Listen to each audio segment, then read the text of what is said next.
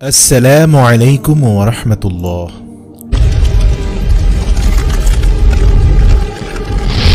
হজ চলাকালীন কাবা শরীফের ভেতর প্রবেশ করে এই দুই নারী ও পুরুষ জিনায় লিপ্ত হয়েছিল। সাথে সাথে তাদের উপর আল্লাহ পাকের তরফ থেকে এক ভয়ঙ্কর আযাব নেমে এলো। আল্লাহর রাসূল সাল্লাল্লাহু আলাইহি ওয়াসাল্লাম আইয়ামে জাহিলিয়াতের জামানায় সাহাবাদেরকে এই দুই নারী ও পুরুষের পাথরের মূর্তি থেকে দূরে থাকার নির্দেশ দিয়েছিলেন। আল্লাহর রাসূল সাল্লাল্লাহু আলাইহি ওয়াসাল্লাম বলেছেন, পৃথিবীর সকল মূর্তি মানুষ বানালেও শুধুমাত্র এই দুটি মূর্তি আল্লাহর গজবের এক ভয়ঙ্কর নিদর্শন। তোমরা এর ধারে কাছেও যাবে না, গেলে এক ভয়ঙ্কর পরিণতি হবে। প্রিয় দর্শক, আপনাদেরকে আজ জানাতে চলেছি পৃথিবীর ইতিহাসের সবচেয়ে ভয়ঙ্কর অশ্লীল ঘটনাটি, যা শোনা মাত্র লজ্জায় প্রতিটি মুসলমানের মাথা নত হয়ে যায়। কিন্তু এর পাশাপাশি এই ঘটনার মধ্যে লুকিয়ে আছে বর্তমান তরুণ প্রজন্মের জন্য আল্লাহ পাকের এক বড় শিক্ষা। আসুন শুরুতে জেনে নেই এরা কারা এবং কি ছিল এদের পরিচয়, কিভাবে তারা এত বড় সাহস করতে পারল যে আল্লাহর ঘর কাবার ভিতরে প্রবেশ করে এত ভয়ঙ্কর কাজ করার সাহস পেল। আমরা জানি কাবা ঘর নির্মাণের সময় থেকে নিয়ে আজ পর্যন্ত যে কেউ আল্লাহর ঘর কাবাকে অসম্মান করেছে বা করার চেষ্টা করেছে, আল্লাহ তাদেরকে এমন কঠিন শাস্তি দিয়েছেন যা পরবর্তী প্রজন্মের জন্য একটি শিক্ষণীয় নিদর্শন হয়ে পৃথিবীর বুকে রয়ে গেছে। চাই সে দুনিয়ার ক্ষমতাধর বাদশাহ আবরাহ এবং তার হস্তি বাহিনী হোক না কেন, আমরা দেখেছি কিভাবে আল্লাহ তাআলা মাটির সাথে মিশিয়ে দিয়েছেন তৎকালীন পৃথিবীর সবচেয়ে শক্তিশালী বাদশাহ ও তার হস্তি বাহিনীকে। এছাড়া ইতিহাসে এমন অনেক ঘটনার কথা জানা যায় যেখানে দেখা যায় যখনই কেউ কাবা ঘরের অসম্মান করেছে তাকেই আল্লাহ তাআলা কঠিন যন্ত্রণাদায়ক শাস্তি দিয়ে ধ্বংস করে দিয়েছেন।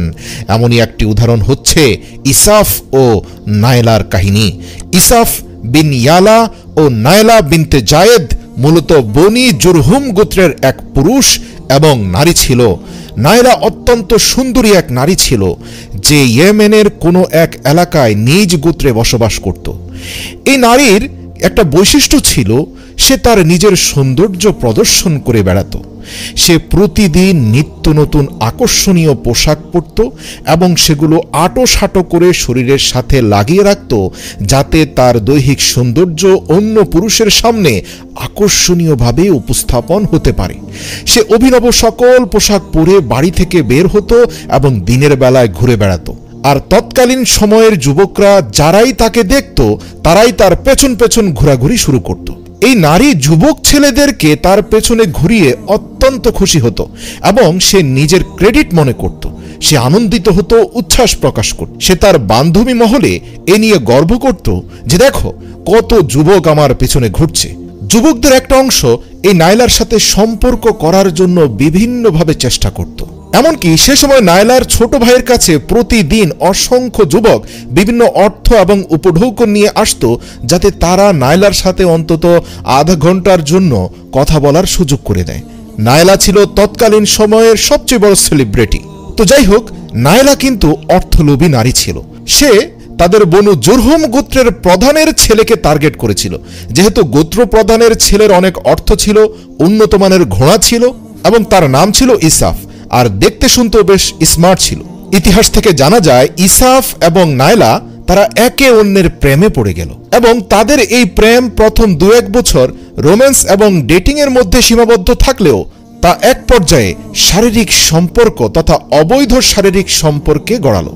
তারা নিজেদের মধ্যে হরহামেশাই অবৈধ শারীরিক সম্পর্ক স্থাপন করত।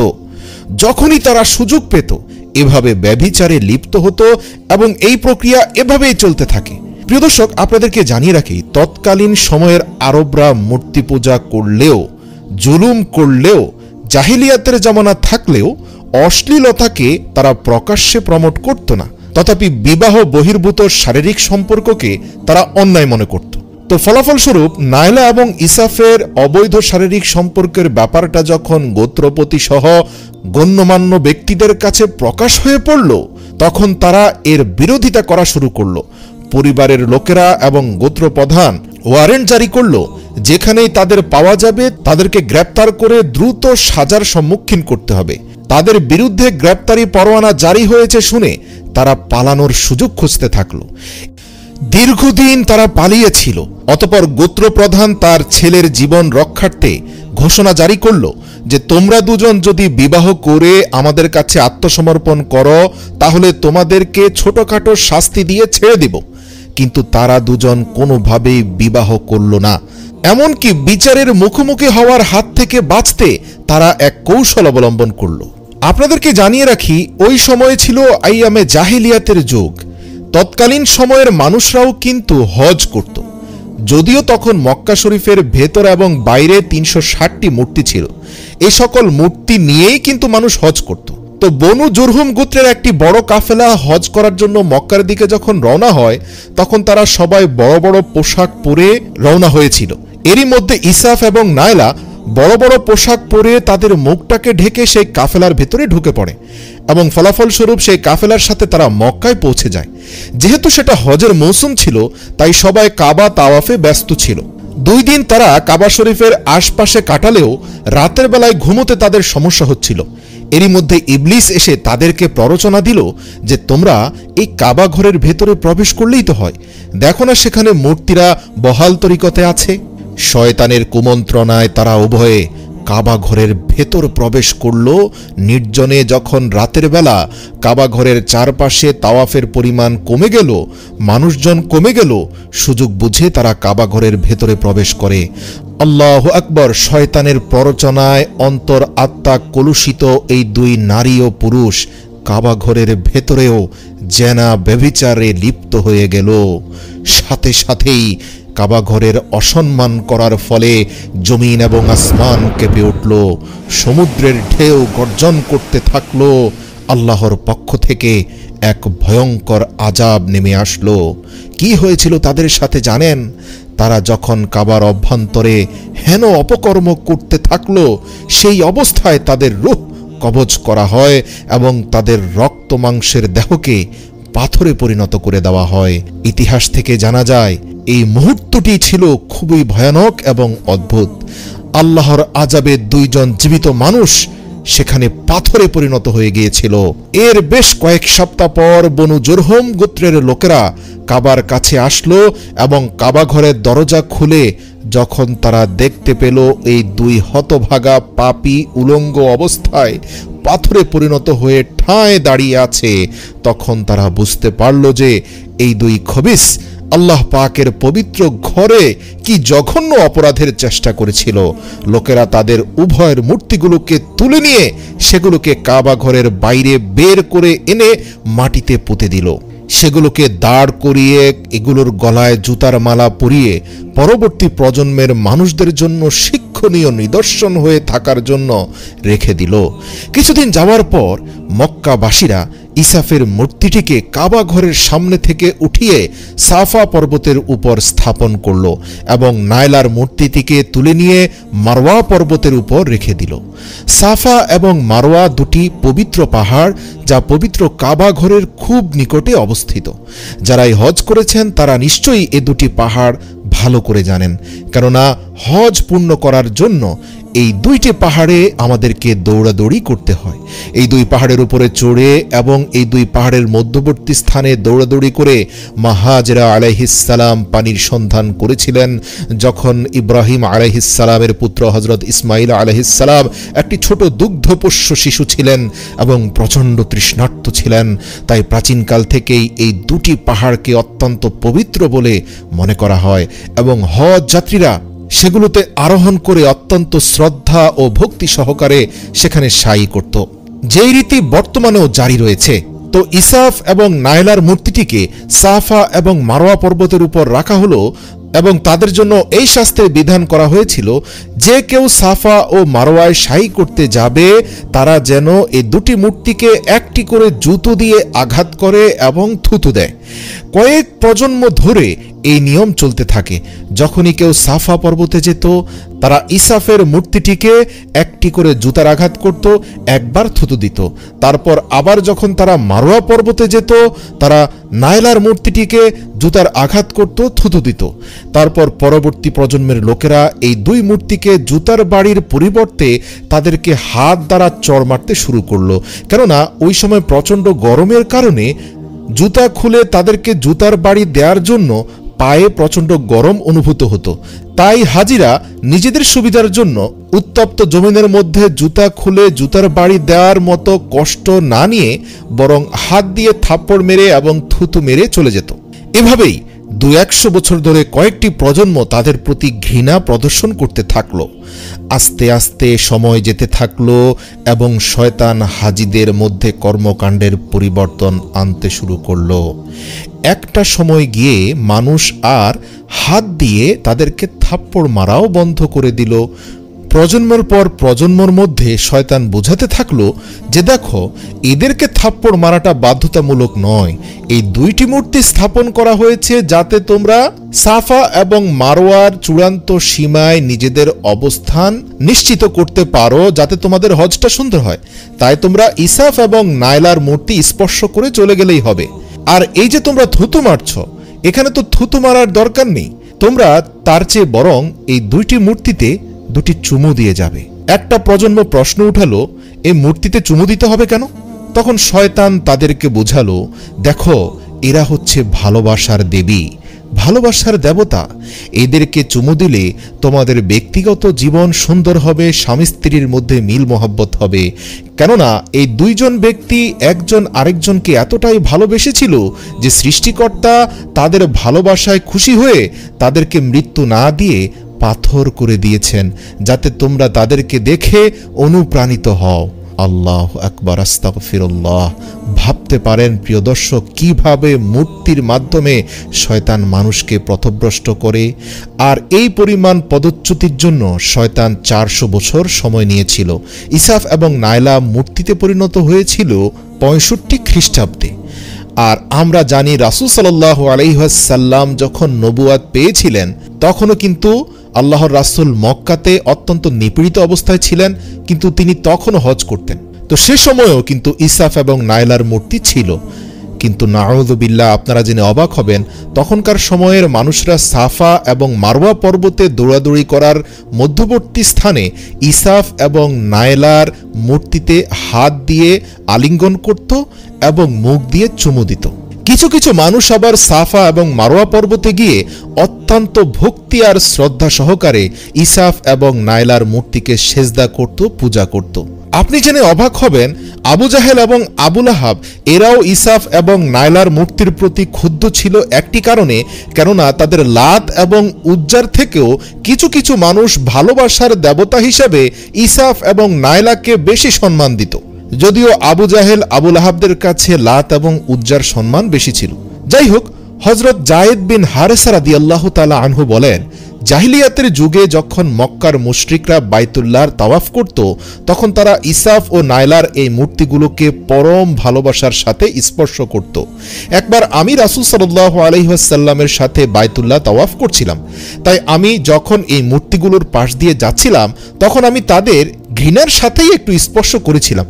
তখন রাসূল সাল্লাল্লাহু আলাইহি ওয়াসাল্লাম আমাকে সেই মূর্তিগুলোকে স্পর্শ করতে নিষেধ করেছিলেন। আমি মনে মনে ভাবলাম, দেখি তো এই মূর্তিগুলোকে স্পর্শ করলে কি আর হবে। তাই আমি তাদের আবার স্পর্শ করলাম।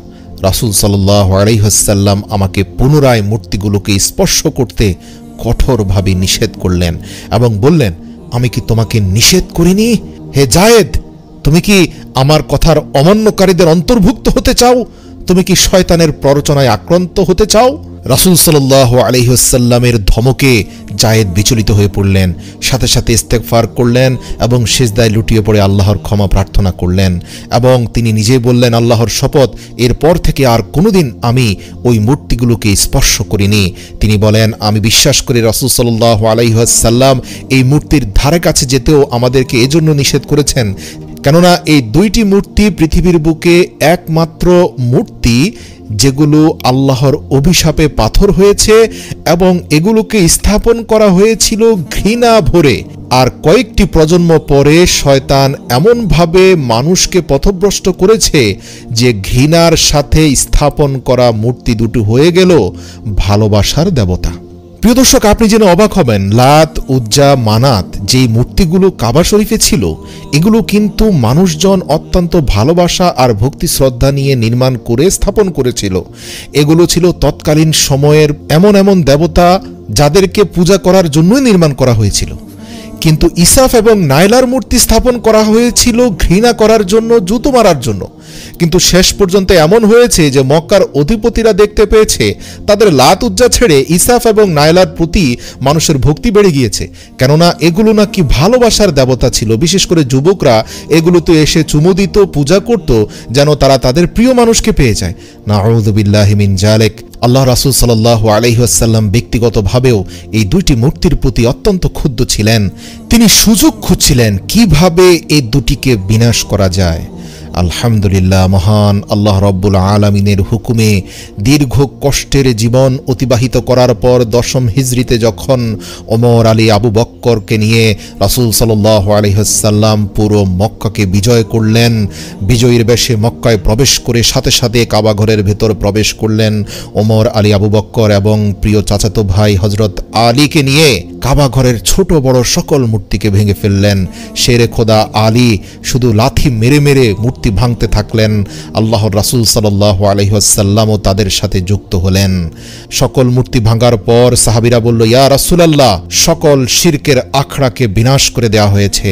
আল্লাহর রাসূল বললেন, না, এখনো দুটি ভয়ঙ্কর পথভ্রষ্টকারী মূর্তি রয়ে গিয়েছে। এরপর রাসূল সাল্লাল্লাহু আলাইহি সাল্লাম দৌড়ে চলে গেলেন সাফা এবং মারওয়া পর্বতে। অতঃপর নিজের হাতে থাকা লাঠি দিয়ে প্রচণ্ড জোরে আঘাত করে ইসাফ ও নাইলার মূর্তি ভাঙতে থাকলেন আর উচ্চস্বরে পবিত্র কোরআনের একটি আয়াত তেলাওয়াত করলেন, ওয়াকুল জাআল হক ওয়া জাহকাল বাতিল ইন্নাল বাতিলা কানা জাহুকা। আর ঘোষণা করে দাও, সত্য এসে গেছে, মিথ্যা বিলুপ্ত হয়ে গেছে, মিথ্যা তো বিলুপ্ত হবারই কথা। প্রিয় দর্শক, ইসাফ এবং নাইলা তৎকালীন সময়ের যুবক যুবতীদের জন্য প্রেম, ভালোবাসা, মহব্বতের দেবতা ছিল। বর্তমান সময়ে লাইলি মজনু, সিরি ফরহাদের মতো দেবতাদের অনুসরণ কিন্তু সিনেমা নাটকেও হচ্ছে। মহান আল্লাহ বলেন, প্রকাশ্য হোক আর গোপন হোক, তোমরা কোনো প্রকার অশ্লীলতার ধারে কাছেও যেও না। আসলে বিশ্বে একমাত্র অবৈধ প্রেমের কাহিনী ইসাফ এবং নাইলার। খুব গভীরভাবে যদি আপনি বিশ্লেষণ করেন, দেখতে পাবেন এভাবেই কিন্তু ধর্মীয় রীতি বদলে যায়। জুতা মারার প্রচলন কখনো কখনো সেজদায় পরিণত হয়। আজও বিভিন্ন বাবার মাজারে গিয়ে মানুষ মাথা নত করে। দেখুন, ইসাফ এবং নাইলাকে দু একটা প্রজন্ম চড় থাপ্পড় এবং জুতার বাড়ি দিয়েছিল, কিন্তু তাদের বংশধররা ভাবল মূর্তি স্পর্শ করাই মূল কাজ। ফলে সবার স্পর্শে মূর্তি এক পর্যায়ে হয়ে গেল অলি। কিছু মূর্খ উৎসাহী ধার্মিকরা বেশি বরকতের আশায় চুমুও দিত। মুহাম্মদ সাল্লাল্লাহু আলাইহি ওয়াসাল্লাম এর জন্যই আমাদেরকে বলেছেন, তোমরা আমার ইন্তেকালের পর আমার কবরকে কখনোই সেজদা করবে না। আল্লাহর রাসূলের ওফাতের পূর্বে তিনি সাহাবাদেরকে বলে দিয়েছিলেন, হে সাহাবাগণ, আমার বিদায়ের পর পূর্ববর্তী উম্মতদের মতো তোমরা পথভ্রষ্ট হয়ে যেও না, তারা যেভাবে তাদের নবীদের মাজারকে পূজা শুরু করেছিল। প্রিয় দর্শক, এসবের হাত থেকে রক্ষা করতে পারে সঠিক জ্ঞান। ধর্ম সম্পর্কে সঠিক জ্ঞানই শুধুমাত্র আমাদেরকে এই বিপদের হাত থেকে বাঁচাতে পারে। গভীরভাবে তাকালে দেখবেন, সম্রাট বাবর থেকে শুরু করে সর্বশেষ মুসলিম শাসক সিরাজউদ্দৌলার পতনের পরে উপদেশের মুসলমানরাও অন্ধকারে ডুবে যায়। ইসলামী ইলমের চর্চা কমে যায়। অনেকে ভুলেই যায় আদৌতে কোরআনে আল্লাহ কি বলেছেন। ফলাফল স্বরূপ বিভিন্ন বাবা মাজারে গিয়ে পূজা অর্চনা শুরু করে, মানত করা শুরু করে। ইংরেজরাও প্রথম মুসলিম প্রজন্মকে শিক্ষা বঞ্চিত করে, দ্বিতীয় প্রজন্মকে তাদের তৈরি সিলেবাসে শিক্ষিত করে, তৃতীয় প্রজন্মে গোলামির মানসিকতা তৈরি করে। তাদের প্রজন্মকে সাম্প্রদায়িকতার বীজ দিয়ে দুই ভাগ করা হয়। এভাবে দুদলকে মারামারিতে লিপ্ত রেখে শিক্ষা ব্যবস্থাকে কলুষিত করে নতুন প্রজন্মকে ইসলাম বিদ্বেষী করা হয়েছে। আজ কিন্তু আমরা ওই ইসাফ নায়লার মতো করেই ইসলাম ধর্মকে মাজার কবর কেন্দ্রিক করে ফেলেছি। আজ আমাদের কাছে ইসলাম ধর্ম হলো ওয়াজ, মিলাদ, মাহফিল, ওরসের মধ্যে সীমাবদ্ধ।